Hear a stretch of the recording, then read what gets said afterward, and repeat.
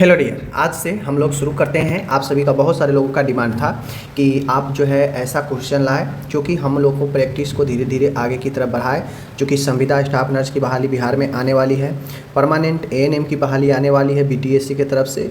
तो दोनों कोई के हिसाब से मैं आज की इस वीडियो में कराऊँगा। बहुत लोग कहेंगे कि ये क्या मजाक है, आप एएनएम जीएनएम को एक साथ ही पढ़ा रहे हैं।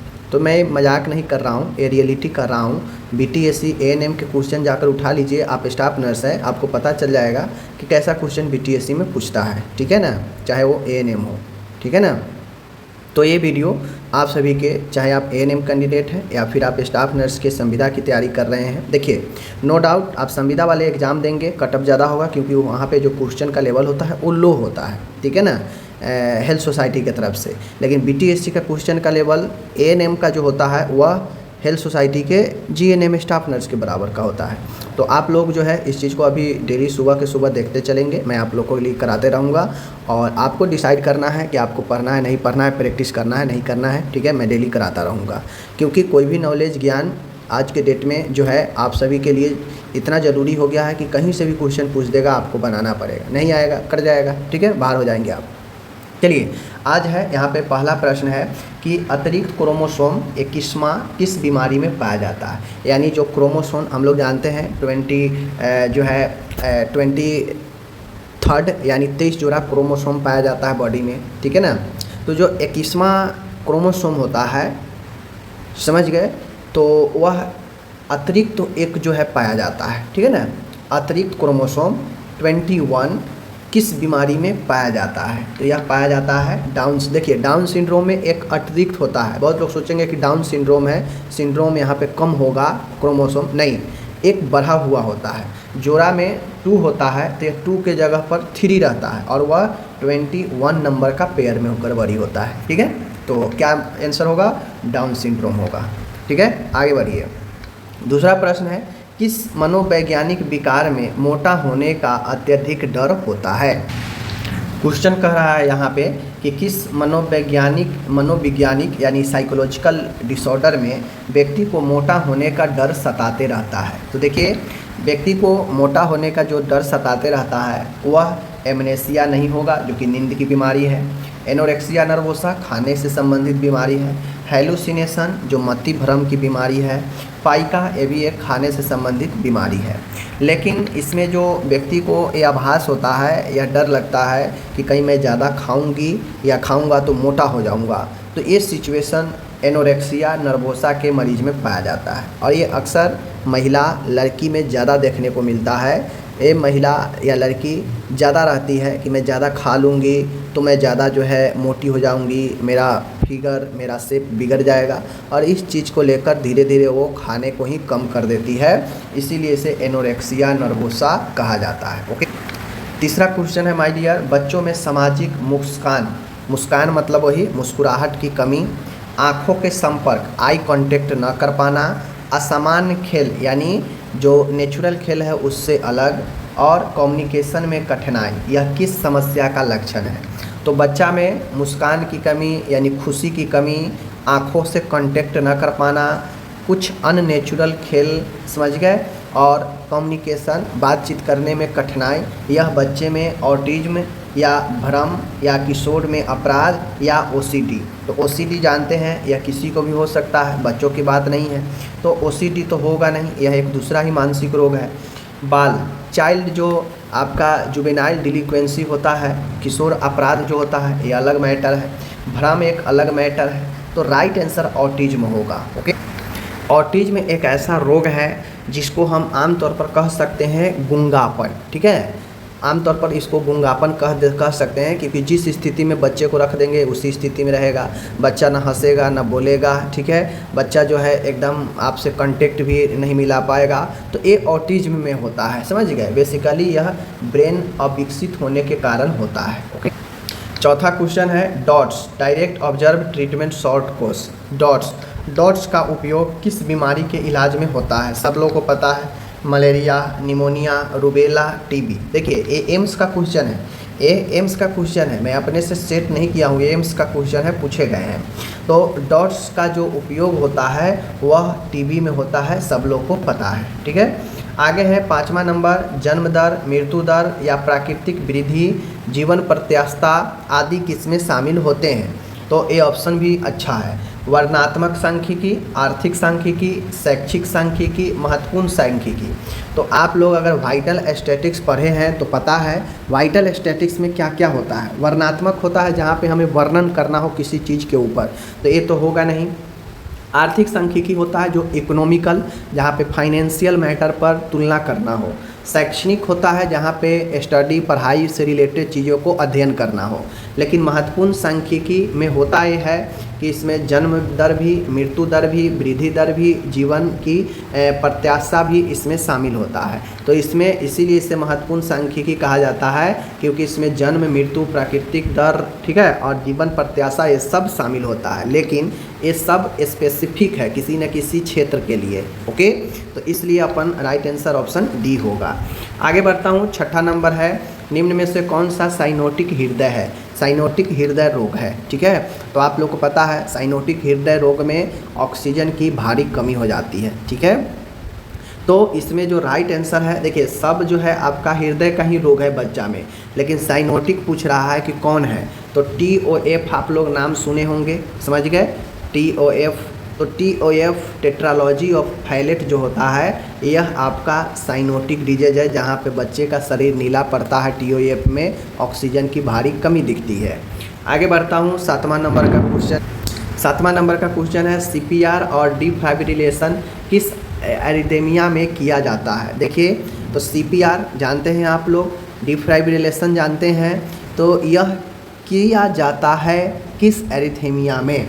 तो atrial Flutter, premature ventricular contraction, sinus ट्रैकिकार्डिया और वेंट्रिकुलर फाइब्रिलेशन। तो जब वेंट्रिकल फाइब्रिलेशन होता है तो इस फाइब्रिलेशन को डिफाइब्रिलेट करने के लिए हम लोग डिफाइब्रिलेशन का उपयोग करते हैं या फिर CPR का उपयोग करते हैं। कब? जब वेंट्रिकुलर फाइब्रिलेशन होता है तब, ठीक है। आगे बढ़ता हूँ, 8वां नंबर का क्वेश्चन है, निम्न में से कौन सा प्रतिरक्षा तंत्र का कैंसर है? यानी इम्यूनिटी सिस्टम का कैंसर है कौन, जहाँ पे इम्यून सिस्टम प्रभावित होता है?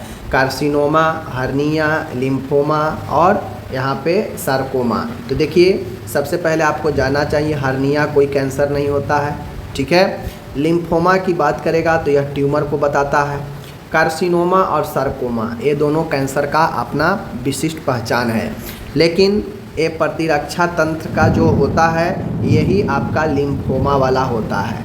लिम्फोमा जो लिम्फ नोड का कैंसर होता है, ठीक है, और आपके लिम्फ नोड में कहीं भी जो है आपको ट्यूमर बन जाता है, यही लिम्फोमा होता है, ठीक है। 9वां नंबर क्वेश्चन है, शरीर के एक तरफ के लकवे को क्या कहा जाता है? यानी पूरा बॉडी है, इस बॉडी के इस साइड या इस साइड अगर किसी एक साइड अगर लकवा पैरालाइज्ड हो जाता है तो उस स्थिति को हम लोग क्या बोलते हैं? सीलियक रोग, क्रोन रोग, हेमीप्लेजिया, स्पाइना बाइफिरा। स्पाइना बाइफिरा जन्मजात रोग है, बच्चा के स्पाइन में समस्या का, ठीक है। क्रोन रोग जो कि बच्चे आपका क्रोन रोग एक रोग होता है। सीलियक रोग ये सब रोग है आंत का, छोटी आंत का, ठीक है। लेकिन हेमीप्लेजिया जो होता है यह आधे अंग में आपका पैरालिसिस को हेमीप्लेजिया बोला जाता है, आधे अंग की लकवा। 10वां है मूत्राशय, जिसे ब्लैडर बोलते हैं। ब्लैडर मूत्राशय के सूजन को क्या बोलते हैं? Cystitis, hydronephrosis, renal calculi, urethritis. देखिए, मूत्राशय के सूजन को हम लोग बोलते हैं सिस्टाइटिस। क्या बोलते हैं? सिस्टाइटिस, ठीक है, सिस्टाइटिस बोलते हैं। यह मूत्राशय के सूजन को बताता है, ठीक है। हाइड्रोनेफ्रोसिस यह आपका नेफ्रॉन से संबंधित है। रीनल कैलकली जो गुर्दा जो होता है किडनी, उसका स्टोन को बताता है। यूरेथ्राइटिस जो होता है यूरेथ्रा का इन्फ्लामेशन होता है, मूत्र मार्ग का। ओके, 11 है, टूटी हुई हड्डी को समान स्थिति में लाने की प्रक्रिया क्या कहलाती है? यानी हड्डी टूट चुका है और उस हड्डी को हम लोग ज्वाइंट करने के लिए एक समान स्थिति में लाते हैं ताकि सीधा तौर पर वह ज्वाइंट हो सके, तो उसे क्या बोलते हैं? एम्पुटेशन मतलब होता है अंग को अलग करना, काट के अलग कर देना। कार्टिलेज रिपेयर होता है जो कि अलग है, उपास्थि का है। ज्वाइंट फ्यूजन है जहाँ पे ज्वाइंट को फ्यूजन किया जाता है। रिडक्शन, तो हमें स्थिति, रिडक्शन, इनक्शन, ये सब आप लोग फ्लेक्जन, ये सब को आपको पता होना चाहिए। तो टूटी हुई हड्डी को एक असमान स्थिति में लाने के लिए रिडक्शन प्रक्रिया हम लोग इसको बोलते हैं। ठीक है, कहता है गैस्ट्रो इंटेस्टाइनल म्यूकोसा में टूट ब्रेक को क्या कहा जाता है, यानी जो गैस्ट्रो इंटेस्टाइनल म्यूकोसा है उसमें ब्रेक हो जाता है म्यूकोसा में। तो म्यूकोसा क्या है, यह हमारे पेट के अंदरूनी लेयर, एक झिल्ली होता है पेट के अंदर का, ठीक है, लेयर होता है अंदरूनी सतह, वो म्यूकोसा होता है। इसमें अगर यहाँ पे टूट हो गया, यहाँ पे टूट हो गया, यहाँ पे टूट हो गया, तो इसे हम लोग क्या बोलते हैं, टूट मतलब क्षतिग्रस्त हो जाना। तो अल्केसिया जो होता है यह आपका अल्केसिया, ठीक है ना, अल्केसिया। तो ये जो एचलेसिया है इसे हम लोग अल्केसिया के नाम से बोलते हैं, एचलेसिया को। बेसिकली यह ऊपरी जो हमारा आहार नाल है, ऊपरी वाला, ठीक है ना, उस ऊपरी आहार नाल का जो मूवमेंट होता है वह कम हो जाता है, उसी को एचलेसिया बोलते हैं। ठीक है, गैस्ट्रोएंटराइटिस यह आपका गैस्ट्रिक इन्फ्लामेशन होता है। पेप्टिक अल्सर जो होता है आपके पेट के अंदरूनी हिस्सा में जो आपका लेयर पर म्यूकोसा में क्षतिग्रस्त होना, यही पेप्टिक अल्सर होता है। ठीक है, याद रखिएगा। 13 नंबर का क्वेश्चन है, प्रसव के किस चरण के गलत प्रबंध से गर्भाशय उल्टा यानी यूट्रस इन्वर्जन हो सकता है। तो जब बच्चा जन्म ले रहा होता है, समझ लीजिए बच्चा जब जन्म ले लेता है उसके बाद हम लोग प्रवेश कर जाते हैं थर्ड स्टेज में। कहाँ प्रवेश कर जाते हैं, थर्ड स्टेज में। और थर्ड स्टेज में अगर प्रबंधन ठीक ढंग से नहीं हो पाया, गलत मैनेजमेंट हो जाएगा, तो आपका यूट्रस वहाँ पे इन्वर्ज कर जाता है, उल्टा हो सकता है। तो यह तीसरा चरण में पॉसिबल होता है, गर्भाशय उल्टा हो सकता है। ठीक है, 14 है, वह शोध या डिजाइन जिसमें वर्तमान घटना को अतीत की घटनाओं से जोड़ा जाता है। रिसर्च का क्वेश्चन पूछता है, वह रिसर्च डिजाइन जिसमें वर्तमान अभी जो चल रही है और पूर्व के कोई रिसर्च है, इस दोनों के डाटा को कंपैरिजन किया जाता है, जोड़ा जाता है, तो इस शोध को हम लोग रेट्रोस्पेक्टिव डिजाइन बोलते हैं। रेट्रोस्पेक्टिव डिजाइन में अभी के जो खोज है, जो डाटा है, पूर्व के खोज को कंपेयर किया जाता है, तुलना किया जाता है, तो यही रेट्रोस्पेक्टिव डिजाइन होता है। 15 क्वेश्चन है, कोविड-19 मरीजों के अनुभवों पर आधारित अध्ययन किस प्रकार का है, यानी कोविड-19 के जो मरीज था उसके अनुभवों के आधार पर वो क्या क्या एक्सपीरियंस किया कोविड के दौरान, उस अध्ययन को किस प्रकार का अध्ययन के अंदर रखा गया। कोहॉर्ट डिजाइन, ऐतिहासिक शोध, phenomenological research, time series design. तो कोविड-19 के दौरान जो मरीज था, जो अनुभव किया, उसको जो है किस अध्ययन पर आधारित है, किस प्रकार के, तो यह एक घटनात्मक खोज, ठीक है, फेनोमेनोलॉजिकल रिसर्च वाले अध्ययन पर वो आधारित है। ओके, 16 नंबर है, बच्चे की शोध में भाग लेने की सहमति को क्या कहते हैं। बच्चे की शोध में भाग लेने की सहमति को हम लोग एसेट अनुमति बोलते हैं। ठीक है, याद रखिएगा। आगे है 17 नंबर है, बिना प्रमाण के, मतलब बिना कोई प्रमाण के, तर्क या परंपरा, समझ गए ना, लॉजिक या परंपरा के आधार पर सत्य माने जाने वाले सिद्धांत को क्या कहते हैं। यानी इसका कोई प्रमाण नहीं है, कोई थ्योरिकल, कोई रिसर्च या कुछ भी ऐसा प्रमाण साइंटिफिक नहीं है, लेकिन तर्क और परंपरा जो पहले से चलती आ रही है कि ऐसा से ऐसा होता था तो ऐसा आते आ रहा है, तो तर्क और परंपरा के आधार पर जो भी चीज़ को हम सत्य मान रहे हैं और वैसे सिद्धांत को जो बिना प्रमाण हो, सिर्फ वह तर्क और परंपरा पर उसे हम लोग सत्य मानते चले आ रहे हैं, तो इसे हम लोग क्या बोलते हैं, एजम्पशन, कंस्ट्रक्ट, थ्योरी या इनमें से कोई नहीं। तो ऐसे जो भी सिद्धांत होते हैं जिसको सिर्फ हम परंपरा और तर्क पर एक प्रकार से काल्पनिक तौर पर मानते हुए आ रहे हैं, तो उसे हम लोग एजम्पशन कहते हैं कि एजम्प्ट कर लेना, ठीक है ना, कल्पना, अनुमान कर लेना, और उसी अनुमान से हम लोग मानते चले आ रहे हैं। ठीक है, इसका कोई ठोस प्रमाण नहीं है, इसी चीज़ को हम लोग एजम्पशन बोलते हैं। ठीक, 18 नंबर का क्वेश्चन कह रहा है कि निम्न में से कौन सा नॉन प्रोबेबिलिटी सैम्पलिंग है। देखिए, सैम्पलिंग प्रोबेबिलिटी होता है और एक नॉन प्रोबेबिलिटी सैम्पलिंग होता है और एक प्रोबेबिलिटी सैम्पलिंग होता है। ठीक है, तो इसमें हमसे पूछ रहा है कि कौन प्रोबेबिलिटी सैम्पलिंग है। सैम्पलिंग मतलब क्या होता है कि एक सैम्पलिंग करना, ठीक है, एक ढांचा तैयार करना, बस समझ गए।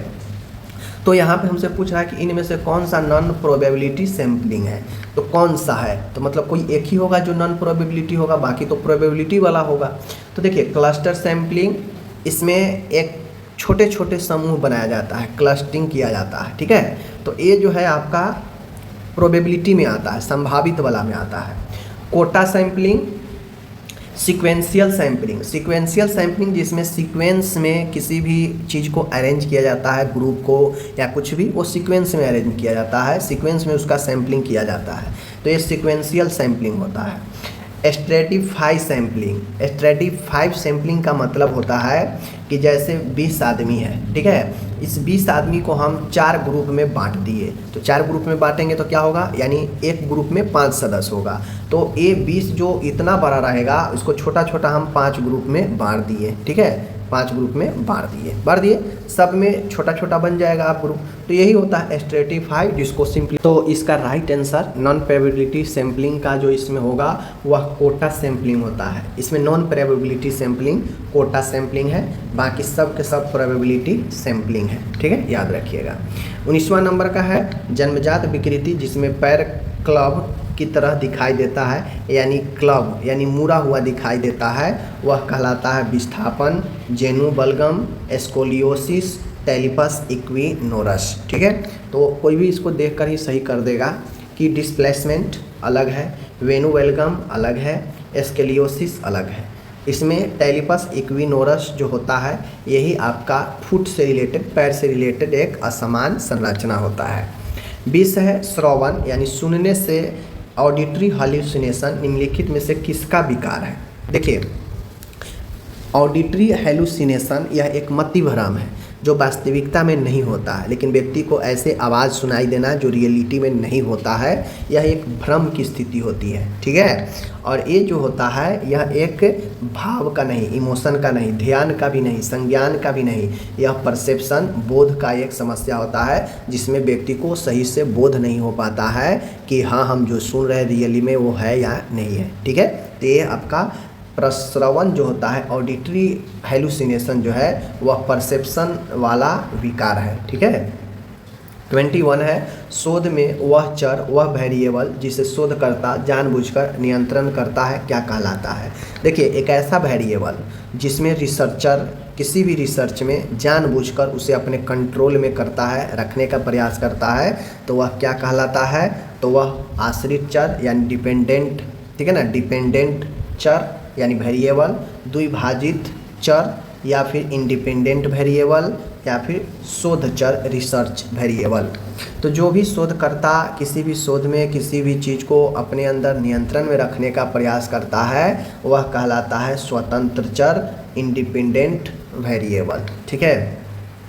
22 है यहाँ पे वह मनोवैज्ञानिक प्रक्रिया जिसमें प्रतिभागी अध्ययन में भाग लेने के लिए जागरूकता के कारण व्यवहार बदलते हैं, यानी वह साइकोलॉजिकल रिएक्शन जिसमें कोई भी पार्टिसिपेट जो है प्रतिभागी वह अध्ययन में भाग लेने के लिए जागरूकता के कारण व्यवहार बदलते हैं, यानी कोई साइकोलॉजिकल मनोवैज्ञानिक प्रतिक्रिया है जिसमें कोई भी व्यक्ति भाग लेता है और वह अपने पढ़े हुए चीज़ों से, सीखे हुए चीज़ों से, जागरूकता से अपने व्यवहार को बदलता है, तो उसे हम लोग क्या बोलते हैं, उस प्रभाव को क्या बोलते हैं। एक ऐसा इफेक्ट जिसमें व्यक्ति किसी भी चीज़ को सीखने पढ़ने वाले में भाग लेता है और उससे उसका व्यवहार बदल जाता है उस जागरूकता से, तो इसे हम लोग क्या बोलते हैं, हॉथॉर्न प्रभाव, नवीनता प्रभाव, प्रतिक्रियात्मक प्रभाव, प्रतिगमन प्रभाव। तो यह होता है हॉथॉर्न प्रभाव। हॉथॉर्न प्रभाव कहता है कि कोई भी व्यक्ति किसी अध्ययन में भाग लेता है और जो पढ़ता है उससे उसके अंदर अवेयरनेस आती है और उस अवेयरनेस से उसका व्यवहार बदलता है, यही हॉथॉर्न प्रभाव होता है, ठीक है। 23 है कौन सा नैतिक सिद्धांत प्रतिभागियों को निष्पक्ष व्यवहार और गोपनीय बनाए रखने पर जोर देता है, यानी वह कौन सा नैतिक सिद्धांत है जो प्रतिभागियों के निष्पक्ष व्यवहार, ठीक है, और गोपनीय बनाए रखने पर जोर देता है। तो ये क्वेश्चन कितना आम है आप खुद देखिए, निष्पक्ष व्यवहार और गोपनीय बनाए रखना यह किसके अंदर आएगा, न्याय, अहानिकारकता, नेतृत्व, अनभिज्ञ सहमति। तो निष्पक्ष व्यवहार और गोपनीय यह दोनों न्याय पर काफ़ी जोर देता है, बात समझ गए। अगर आपके अंदर निष्पक्ष व्यवहार है, आपके अंदर गोपनीयता है, तभी तो आप किसी के साथ न्याय कर पाएंगे ना। ये सब आपका मैनेजमेंट एडमिनिस्ट्रेशन का जो है क्वेश्चन होता है, जो कि पूछता है एग्जाम में। 24 है आपका, केंद्रीय प्रवृत्ति में अच्छे औसत के लिए कौन सा आवश्यक नहीं है। ठीक है, समझने में कठिन, कठोर रूप से परिभाषित, नमूना कारण अक्षमताएं, गणना करने में सरल। ठीक है, तो केंद्रीय प्रवृत्ति में अच्छे औसत के लिए कौन सा आवश्यक नहीं है, इसमें से आप लोग 24 नंबर में कमेंट करके बताएं। ओके, और आज का लास्ट क्वेश्चन 25 है, निम्नलिखित में से कौन सा सच्चे प्रायोगिक अनुसंधान डिजाइन की विशेषता नहीं है। मान्यता, नियंत्रण, हेरफेर, यादृच्छिकरण। तो कौन सा इसमें एक अच्छे प्रायोगिक अनुसंधान डिजाइन की विशेषता नहीं है, तो वह आपका कौन सा नहीं है, नियंत्रण। ठीक है, नियंत्रण याद रखिएगा, नियंत्रण, कंट्रोल। ओके, तो आज मैंने 25 अच्छे क्वेश्चन कराया, उम्मीद है आपको समझ में आया होगा। मिलते हैं नेक्स्ट वीडियो के साथ, तब तक के लिए धन्यवाद।